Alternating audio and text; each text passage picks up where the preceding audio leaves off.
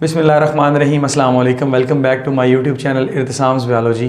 Dear students, आपको ये जानकर बहुत ज़्यादा खुशी होगी कि मैंने जो है वो एंट्री टेस्ट की जो प्रॉपर क्लासेस हैं, प्रॉपर लेक्चर्स हैं, उनको अपने चैनल पे अपलोड करना शुरू कर दिया है। और इसी सिलसिले में आज हमारा जो है वो फर्स्ट लेक्चर होगा। लेकिन जब आप लोग मुझे कमेंट्स के अंदर मैसेज करते हैं तो मैं आपकी तकरीबन आलमोस्ट हर बात जो होती है वो मानता हूँ। अब मेरी भी कुछ रिक्वायरमेंट्स हैं। अगर आप मेरी इस वीडियो पे तकरीबन 500 लाइक्स देंगे तो मैं नेक्स्ट लेक्चर अपना जो है वो अपलोड करूँगा, ताकि मुझे भी तो कुछ रिवार्ड मिलना चाहिए ना, एप्रिसिएशन की फॉर्म में। आप देख रहे हैं कि मेरा गला जो है वो पूरी तरह से साथ नहीं दे रहा।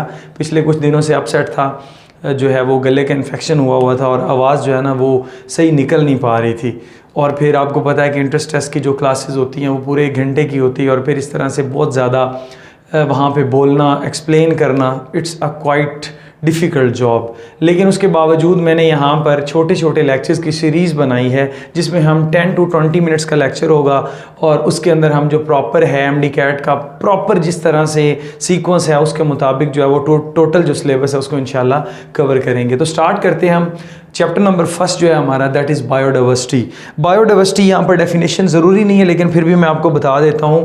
Bio mean life and diversity mean variety. So variety of life की ज़िंदगी की जो है टोटल वो कितनी इकसाम पाई जाती हैं इस दुनिया के अंदर, that is called biodiversity.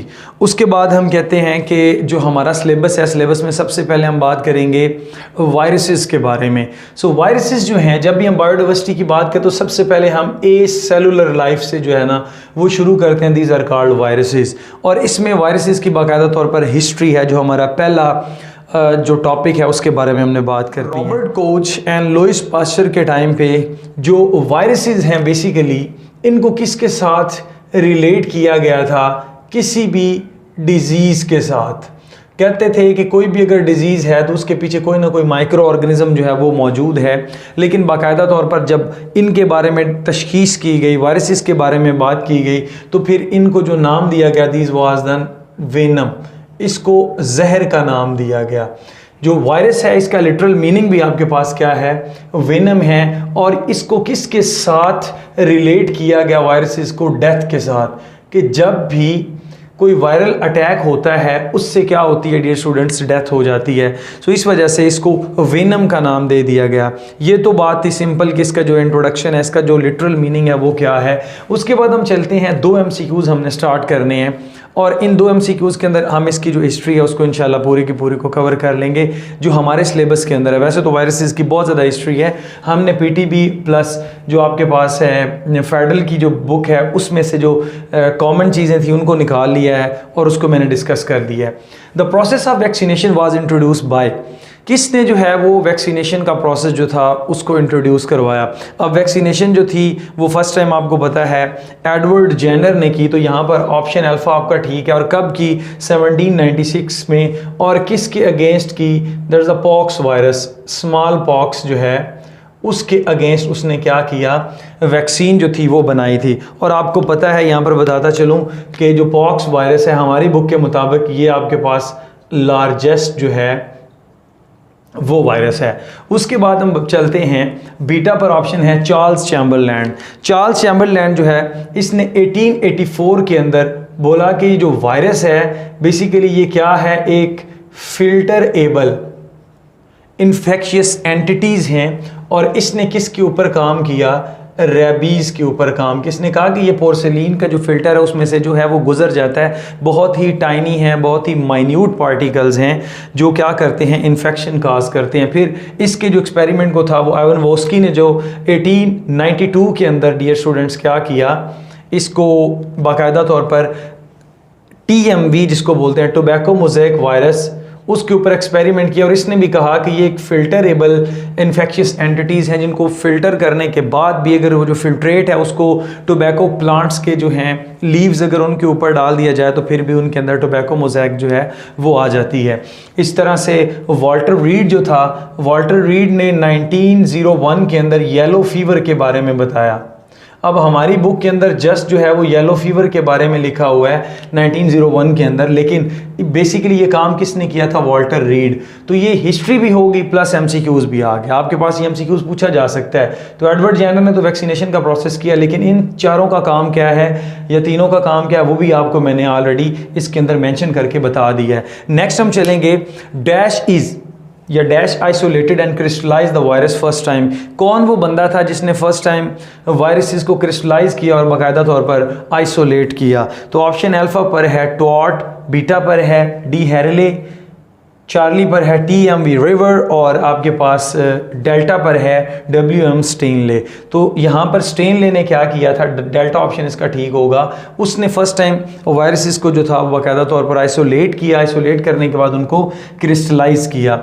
Next हम चलते हैं, टॉट ने क्या किया? बेसिकली टॉट ने जो बैक्टीरियोफेज हैं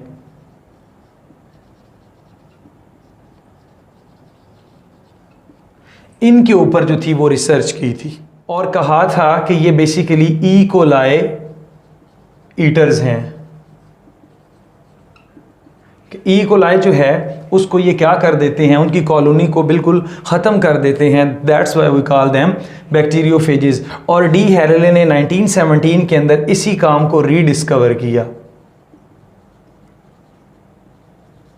उसके बाद टी.एम. रिवर जो था बेसिकली इसने 1926 के अंदर क्या बताया? इसने कहा कि बेसिकली आपके पास जो वायरसेस हैं वो क्या हैं? ऑब्लिगेट पैरासाइट हैं।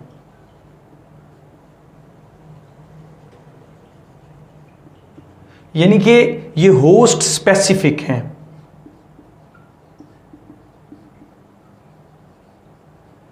हर वायरस जो है वो अपना लाइफ साइकिल कंप्लीट करने के लिए एक पर्टिकुलर जो है होस्ट उसके ऊपर जाएगा और अपना लाइफ साइकिल जो है उसको कंप्लीट करेगा। ये थी इसकी हिस्ट्री जो हमारी बुक के अंदर बाकायदा तौर पर मेंशन है। उसके सारे पॉइंट्स जो है वो मैंने एमसीक्यूज़ की फॉर्म में आपको लिख दिए हैं ताकि आपको ये एज सच 2 एमसीक्यूज़ भी याद हो जाएं और साथ ही साथ डियर स्टूडेंट्स इस पूरे जो वायरसेस हैं इनकी हिस्ट्री के बारे में आपको पता चल जाए। नेक्स्ट हम चलेंगे क्लासिफिकेशन ऑफ वायरसेस। वायरसेस को हमने क्लासीफाई करना है। इसमें एक पर्टिकुलर छोटा सा टॉपिक है कैरेक्टरिस्टिक्स ऑफ वायरसेस, कि वायरसेस के करैक्टर क्या है। वो 1 बाय 1 जब हम इसकी क्लासिफिकेशन करेंगे, इसकी मॉर्फोलॉजी के बारे में पढ़ेंगे तो वो हमारा साथ ही साथ जो है वो टॉपिक वो क्लियर होता जाएगा। सबसे पहले हम बात करते हैं क्लासिफिकेशन की। हम वायरसेस को क्लासीफाई करते हैं 3 मेन बेसिस के ऊपर। एक on the basis of host, on the basis of genome and on the basis of morphology.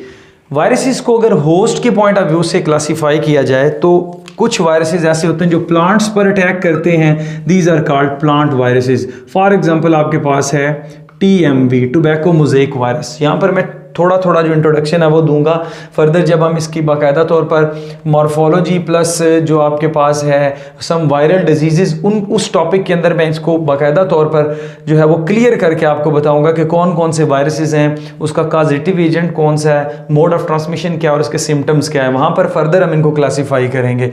तो ये टॉपिक जो है आपका वहाँ पर भी क्लियर होने वाला है। सो आपने इस चैनल के साथ जो है ना वो ट्यून रहना है। उसके बाद एनिमल वायरसेस है। एनिमल वायरसेस में से आपको पता है कि HIV वायरस है, इसी तरह से पोलियो वायरस है, एटसेट्रा एटसेट्रा, जिसमें ह्यूमंस वगैरह जो है ना वो आ जाते हैं। उसके बाद बैक्टीरिया जो है इसके लिए कौन सा है? That is bacteriophage. बैक्टीरियोफेज है, बैक्टीरिया ईटर है। तो इस तरह से होस्ट की बेस पर हमने वायरसेस को क्या कर लिया? क्लासीफाई कर लिया। नेक्स्ट हमारे पास है जीनोम। इंशाल्लाह मॉर्फोलॉजी हमारा नेक्स्ट लेक्चर के अंदर होगा। जीनोम जो है आपको पता होना चाहिए वायरस के पास सिर्फ 2 तरह के जीनोम है। जितने भी इस दुनिया के अंदर वायरसेस हैं या तो उनके पास क्या होगा? DNA होगा या फिर क्या होगा? RNA होगा। सो यहाँ पर देखें RNA हो सकता है और मैंने लिखा है DNA हो सकता है। दोनों सेम टाइम पर वायरसेस के पास दोनों चीज़ें नहीं हो सकती, ये बात याद रख ले। सो और का वर्ड मैंने इसीलिए लिखा है अंदर। उसके बाद हम देखते हैं DNA वायरसेस। अगर हम DNA वायरसेस की बात करें तो हमारे पास डबल स्ट्रैंडेड DNA वायरसेस भी हैं और सिंगल स्ट्रैंडेड DNA वायरसेस भी हैं। ऐसे वायरसेस जिनके अंदर जो DNA मौजूद है, जो जीनोम मौजूद है, वो डबल स्ट्रैंडेड DNA है। और इसी तरह से कुछ ऐसे वायरसेस हैं कि उनके अंदर जो जीनोमिक मटेरियल मौजूद है वो सिंगल स्ट्रैंड की फॉर्म में पड़ा हुआ है। तो डबल स्ट्रैंडेड डीएनए वायरसेस जो उसमें एग्जांपल है पॉक्स वायरस की, हर्पीज वायरस की और हेपेटाइटिस बी वायरस की। इसी तरह से जो सिंगल स्ट्रैंडेड डीएनए है, यहाँ पर आपके पास बैक्टीरियोफेज एंड पैरो वायरसेस जो हैं वो आ जाते हैं। नेक्स्ट हम देखेंगे single stranded RNA and double stranded RNA, यानी कि ऐसे वायरसेस जिनके पास क्या मौजूद है, आरएनए मौजूद है। सो डबल स्ट्रैंडेड आरएनए भी होता है एंड सिंगल स्ट्रैंडेड आरएनए भी होता है। अगर डबल स्ट्रैंडेड आरएनए मौजूद है तो इन वायरसेस को हम क्या बोलते हैं, these are called reo viruses. और उसके बाद हम देखेंगे सिंगल स्ट्रैंडेड वायरसेस में, सिंगल स्ट्रैंडेड वायरसेस में एक एज सच कैटेगरी मैंने नीचे निकाल लिया, single stranded RNA viruses. Basically अगर मैं ये यहाँ पर लिखता और फर्दर इनको सब टाइप करता तो फिर आपने कंफ्यूज हो जाना था। So dear students, single stranded RNA जो वायरसेस हैं इसमें आपके पास रेट्रो वायरसेस आ जाते हैं, जैसे आपके पास क्या है HIV ह्यूमन इम्यूनोडेफिशिएंसी वायरस जो है वो इसके अंदर आ जाता है। उसके बाद positive sense single stranded RNA. अब यहाँ पर पॉजिटिव सेंस की क्या बात हो रही है, जो सिंगल स्ट्रैंडेड आरएनए है ना, अगर बजाते खुद ये मैसेंजर आरएनए के तौर पर काम करे तो ये आपके पास क्या कहलाते हैं, पॉजिटिव सेंस स्ट्रैंड। इसमें आपके पास जो वायरसेस की एग्जांपल हैं hepatitis A virus and hepatitis C virus जो हैं वो इसकी एग्जांपल हैं। उसके बाद रुबेला वायरस जो है वो भी इसकी एग्जांपल है positive sense single stranded RNA की। इस तरह से negative sense single stranded RNA जो है, यहाँ पर नेगेटिव सेंस से क्या मुराद है, बेसिकली ये नेगेटिव सेंस जो है, जो इसका आरएनए होता है वो एज ए टेम्पलेट काम करता है, किसके लिए, मैसेंजर आरएनए के लिए। सो डायरेक्ट मैसेंजर आरएनए जो है वो नहीं होता, बल्कि ये आरएनए उसके टेम्पलेट के तौर पर काम करता है, उसके कंप्लीमेंट्री होता है। उसकी वजह से हम इसको क्या नाम देते हैं, नेगेटिव सेंस स्ट्रैंड। और इसकी एग्जांपल आपके पास क्या है, rabies virus. So dear students, ये था आपके पास ओवरऑल इंट्रोडक्शन, हमने जनरल क्लासिफिकेशन कर ली है। अभी इसकी जो प्रॉपर क्लासिफिकेशन है जब हम वायरल डिजीजेस पढ़ेंगे वहाँ पर मैं आपको बता दूंगा, लेकिन आपने साथ ही साथ क्या करना है, इनको नोट डाउन करते रहना है, क्योंकि मैं अपने लेक्चर्स नेक्स्ट लेक्चर्स के अंदर आपको ये चीज़ें जो है वो रिवाइज भी करवाऊंगा। और उसके साथ साथ यहाँ पर जब भी हम एंट्री टेस्ट की बात करते हैं तो यहाँ पर बेसिकली आपको ट्रिक्स बताई जाती हैं, ट्रैक्स दिए जाते हैं कि किस तरह से आपने एमसीक्यूज़ को अटेम्प्ट करना है। तो यहाँ पर जितने भी मैंने आपको ये पूरे का पूरा लेक्चर दिया, ये बेसिकली छोटे छोटे क्या हैं, एमसीक्यूज़ हैं। फॉर एग्जांपल पेपर में आ जाता है कि पॉक्स वायरस बिलोंग्स टू, नीचे आता है DNA virus, RNA virus, double stranded DNA virus और सिंगल स्ट्रैंडेड डीएनए वायरस। तो आपको पता होना चाहिए कि पॉक्स वायरस किसके साथ बिलोंग करेगा, डबल स्ट्रैंडेड डीएनए वायरस के साथ। तो इस तरह से ये सारे के सारे एमसीक्यूज़ हैं। अगर आप इनको 1 बाय 1 जो है वो कॉपी पे 1 लाइनर बनाते जाएं तो वो भी आपके लिए क्या रहेगा, ईजी रहेगा, ताकि आप उसको आसानी के साथ लर्न कर सकें। सो आई होप आपको ये मेरा लेक्चर अच्छा लगा होगा। Stay connected, thank you and अल्लाह हाफिज़।